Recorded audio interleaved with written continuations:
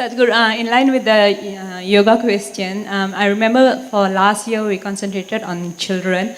So my question is, what types of yoga can children do, and what are the benefits, specific benefits, and how to inspire them?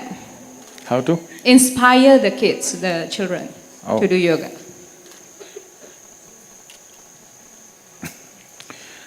Not just last year, even for this yoga day, our focus is on children and on soldiers in the country.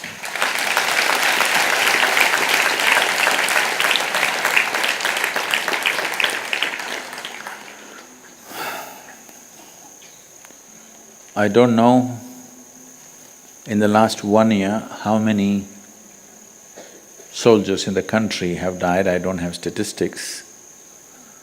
But in the year 2015, over 18,000 children did not die, they committed suicide. And over 7,000 of them were below 13 years of age. There is no greater disaster in a society. When our children start committing suicide, we are doing something fundamentally wrong, something very fundamentally wrong. I don't know if there are similar statistics in other countries, but there is some statistic. How bad it is may depend from society to society, nation to nation, it may be different. But in all these countries where they are striving from poverty towards affluence, unfortunately this is happening. In India, one of the main reasons why it's happening is because in India passing mark is 98. So,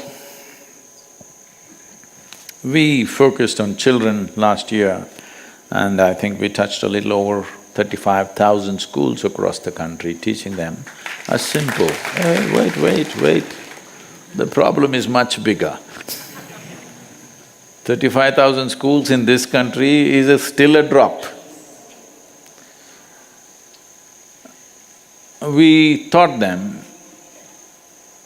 what is called as Upa-yoga, which is very easy to transmit. Something that's easy to transmit and easy to practice is important when it comes to children. One thing is the numbers are big, so it must be very simple. If it is complex system of yoga, if it's highly sophisticated system of yoga, the delivery will be minimal, because delivering very complex systems of yoga, which are transformative, but if we do not deliver them properly, it could be very damaging. It can cause much damage. So, the simplest form of yoga, which is called as Upa-yoga, the idea is, one thing is to bring a chemical balance in the child so that… See, essentially, suicides are happening because emotional, big waves of emotion happen, and at that moment it feels like it's better to die. Many times, in many people's lives, they might have felt like this, but it passed. You didn't take action. Yes or no? Many moments when something really went wrong and you were emotionally upset, you feel like, I must kill myself. But no action, it passed. That moment passed, after that, of course you want to live. But unfortunately, for some people, their emotions are sloshing so much at that moment, they actually took action. And unfortunately, they are also efficient. Nobody knows the statistics of attempted suicides. In India, nobody will tell anybody, I attempted suicide because only recently this law was unpeeled, otherwise, or rather repealed. Otherwise, in India, it's a crime. To attempted suicide means you can get 7 years in prison. I'm saying someone attempted suicide means he needs compassion, not punishment. He needs tenderness and care, not punishment. But attempted suicide had 7 years imprisonment, only now, a few months ago, it was taken off. So with children, this is not a joke. This is an unfortunate reality, very unfortunate reality. That little children who must be bubbling with life, think of taking away their own life is unimaginable, isn't it? So, the most important thing that needs to happen is we need to reform, recreate our education system. But that is not one day's job. That needs dedicated people. By bringing in a new system, it's not going to work. The people who conduct the system must have love for what they're doing. Teaching or handling of children cannot and should not be done in a professional way. A teacher, a doctor, a guru, a one who transmits spiritual process, they must do what they're doing because of the commitment and dedication and the love that we have for the people around you. It can't be done professionally. But there are millions of teachers. How to get them to that state? That's a long way off. So the simple thing we can do is equip the children to be able to survive the teachers and the system.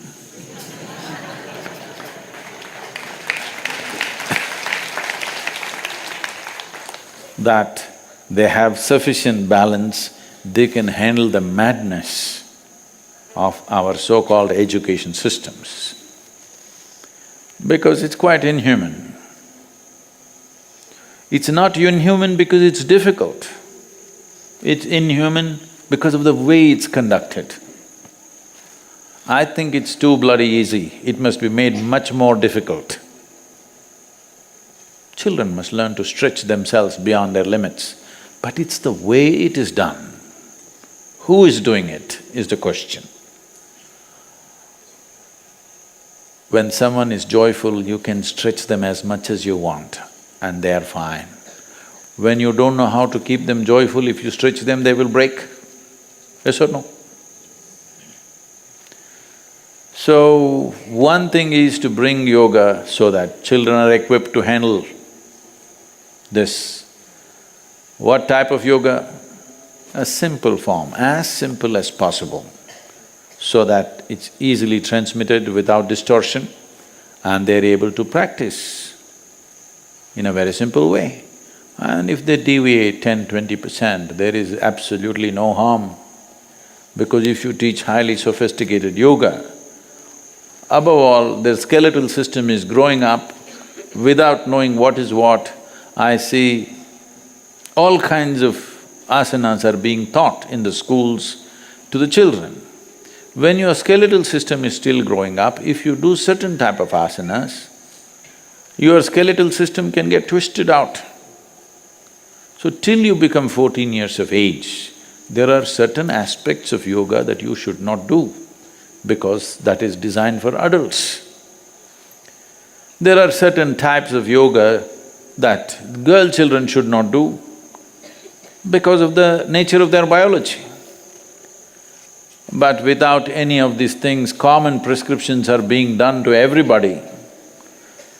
So this is very carefully calibrated system of yoga, which helps in the development of the child physiologically and psychologically.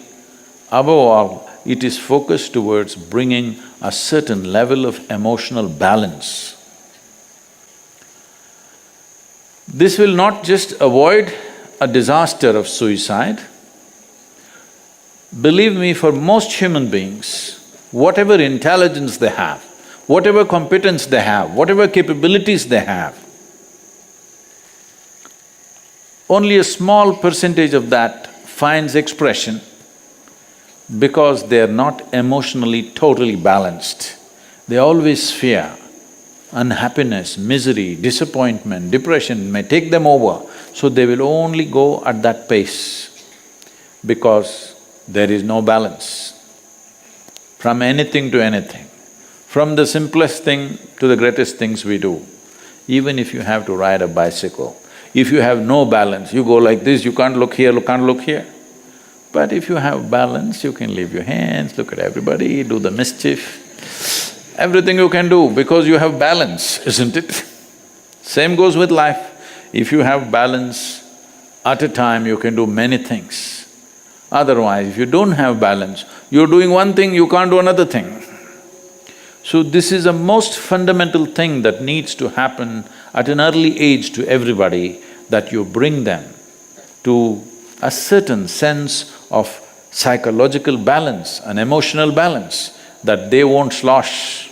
You create a chemistry of balance.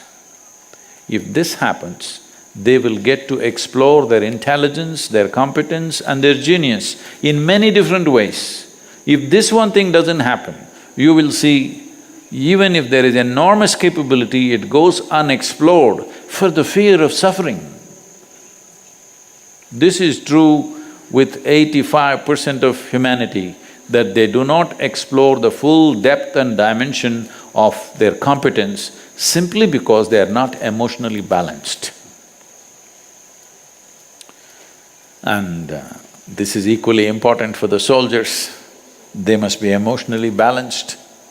So this year we are focusing on children and soldiers. To inspire the children, the teachers must be practicing yoga, and the effect, the positive effect of the yoga must show. If they look at the teacher and think, this is one thing I don't want to be,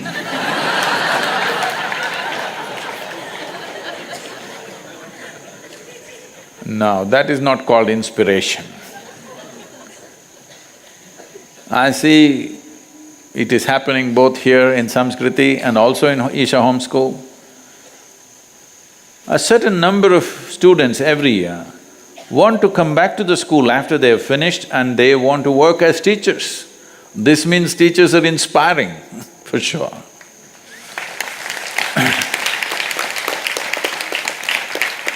If you look at your teacher, it must be like this, oh, I want to be like him or her. If this doesn't happen, nobody is going to do what the teacher does. Once the examination is over, we don't even want to remember we were in the damn school.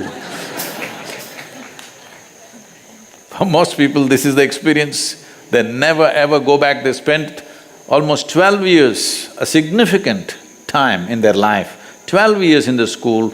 Most people never ever visit that school because they escaped.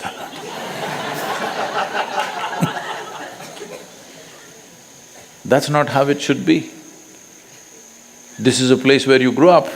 You should always want to go back and see how you can contribute, how you can do something. If it was an inspiration, if it was a torture, you don't want to go back there for sure.